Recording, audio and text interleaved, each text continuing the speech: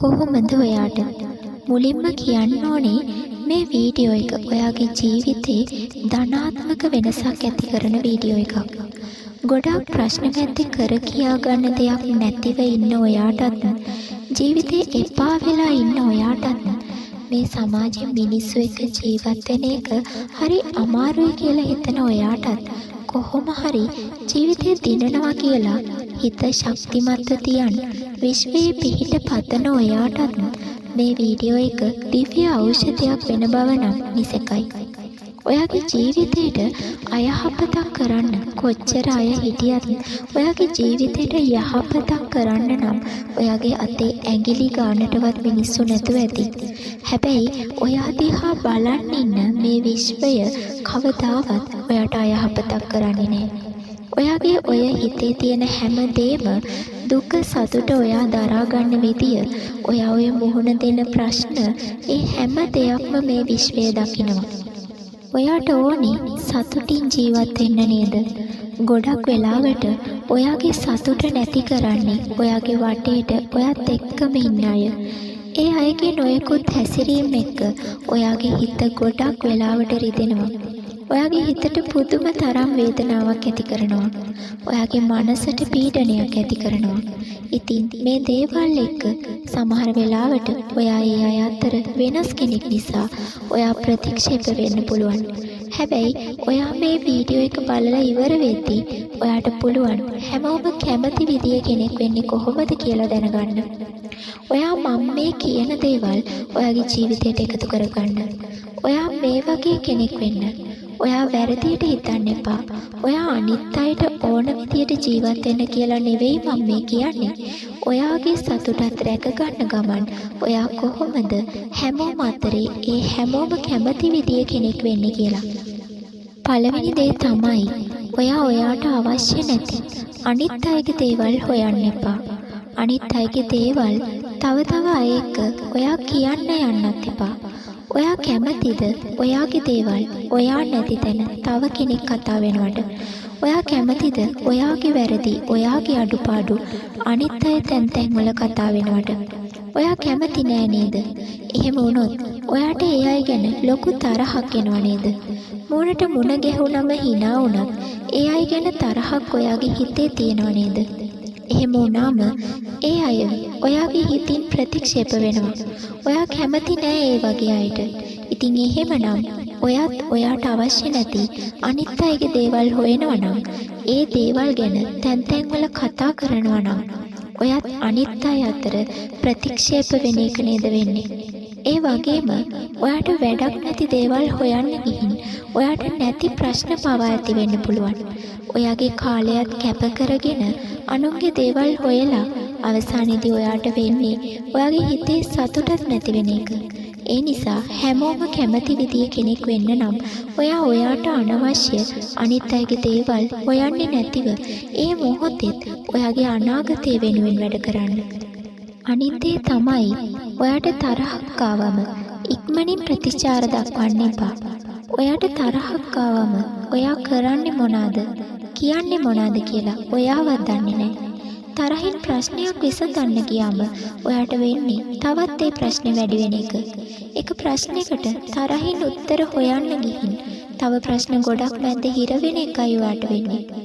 ඔයාගේ තරහත් එක්ක ඔයා දක්වන ප්‍රතිචාරය ඔයාගේ වටේ ඉන්න ගොඩාක් අයගේ හිතවල ඔයා ගැන තියෙන හොඳ නම් එහෙම නැත්නම් ඔයා ගැන තියෙන ප්‍රතිරූපේ නැත්තටම නැති වෙලා ඒ අයගේ හිතවලින් ඔයාව ප්‍රතික්ෂේප වෙන්න පුළුවන්. එහෙම වුණාම නැති වෙන්නේ ඔයාගේම සතුට. ඉතින් ඒ නිසා ඔයා තරහින් ප්‍රශ්න විසඳන්න යන්න එපා. ඔයාට තරහක් ආවම හැකිතාක් ඉවසන්න. ඒ තරහත් එක්ක ඔයා දෙයක් කළොත් ඊට පස්සේ වෙන දේ ගැන ඔයා හොඳට කල්පනා කරලා වැඩ කරන්න. ඔයාට ඉවසීම පුරුදු වුණාම හැමෝම කැමති විදිය කෙනෙක් වෙන්න ඔයාටත් පුළුවන්.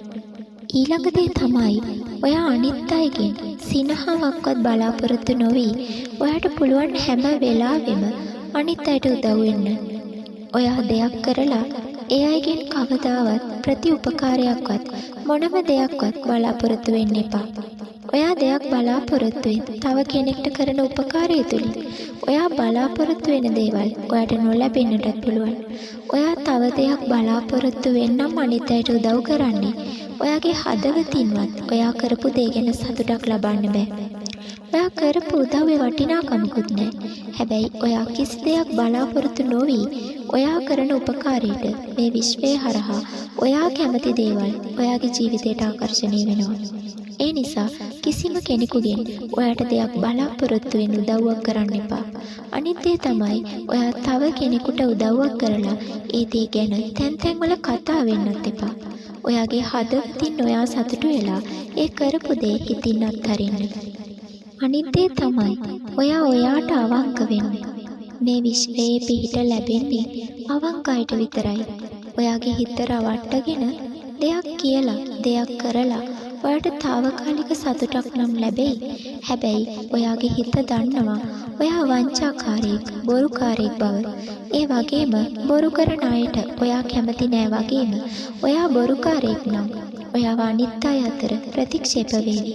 මොනම වෙලාවකවත් ඔයාට මොනතරම් ප්‍රශ්නයක් වුණත් ඔයා බොරුකාරයෙක් වෙන්න එපා. ඔයාට මොන දඬුවම ලැබුණත් ඔයා අවංක වෙන්න.